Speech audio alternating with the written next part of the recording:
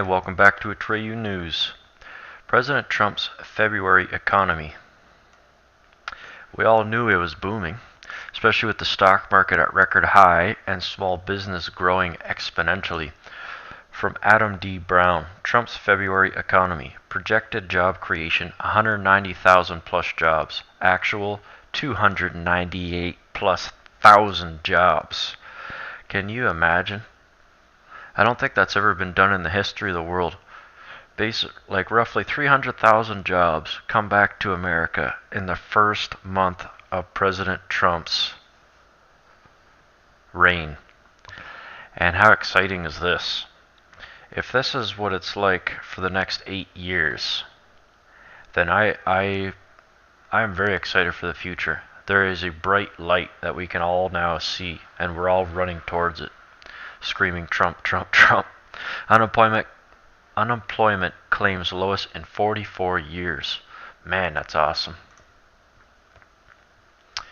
Report: FBI paid Clinton Spook to investigate Trump. Look at her with her arms like that. She's like, you're a white male. According to reports, the FBI paid Hillary Clinton's associate to investigate Donald Trump during the election. And again, it's so hilarious. The fraudulent attempts they tried to stop Trump, and everything backfired. Everything.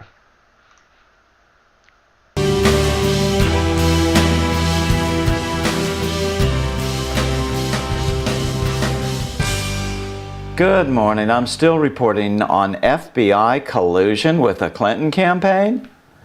On Monday, Senate Judiciary Chairman Charles Grassley of Iowa sent a letter to FBI Director James Comey asking why the FBI was paying Clinton opposition researcher Christopher Steele to continue to investigate Donald Trump a few weeks before the election. Steele was the author of the dubious so-called dossier of Trump's activities while in Russia during the Miss Universe pageant in November of 2013.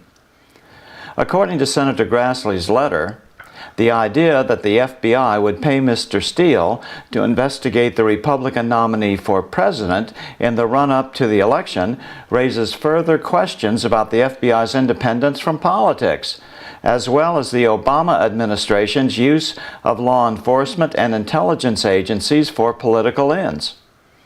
The committee has demanded that the FBI respond to a list of questions by March 20th, 2017 concerning the allegations produced and then publicized in the media. Has the FBI relied on or otherwise referenced the memos or any information in the memos in seeking a FISA warrant, other search warrant, or any other judicial process? Did the FBI rely on or otherwise reference the memos in relation to any national security letters? If so, please include copies of all relevant applications and other documents. Who decided to include the memos in the briefings received by Presidents Obama and Trump? What was the basis of that decision?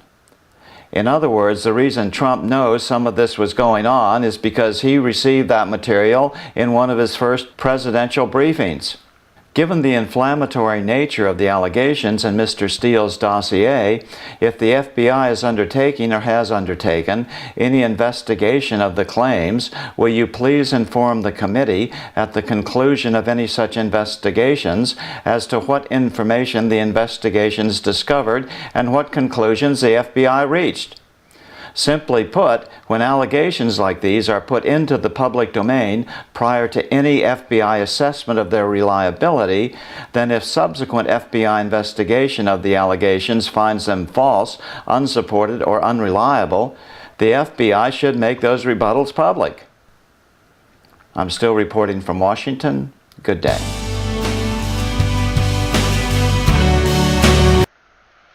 That guy's name's Bill Still.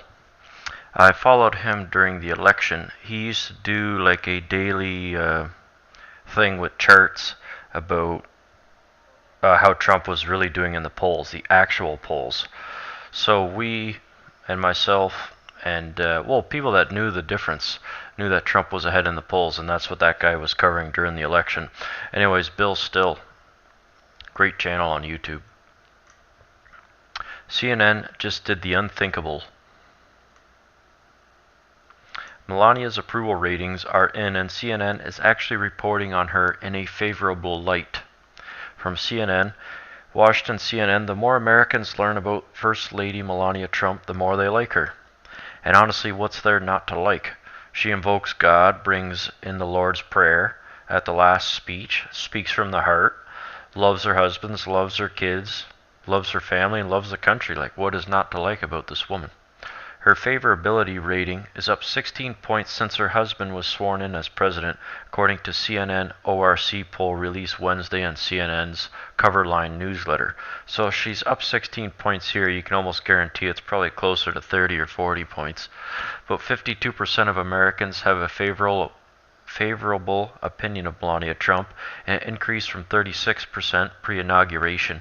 February 2016, the former model's favorable rating was a paltry 24%. Her unfavorable was 31%, and 23% had never even heard of her. Now just 3% say they don't know who the First Lady is, and her unfavorable rate has held steady at 32%. Most of the recent uptick in favorable results are due to those undecided Americans or those who have yet to form an opinion. Pre-inauguration, 23% had no opinion about the First Lady, compared with 12% now. That's so funny, eh? CNN could literally just pull these numbers right out of their asshole. And who would know the difference? They wouldn't, because no one believes them anyhow. But my gut's telling me, and judging what I see in, I'd say probably about 60% of the population likes what Trump has done, because what's this about, really? What is it about? Jobs. If people can't produce for their families, then they're not going to be happy. You give them the simplistic thing of having a good paying job, or a job at all, that they can support their lot. Like, what are they going to say?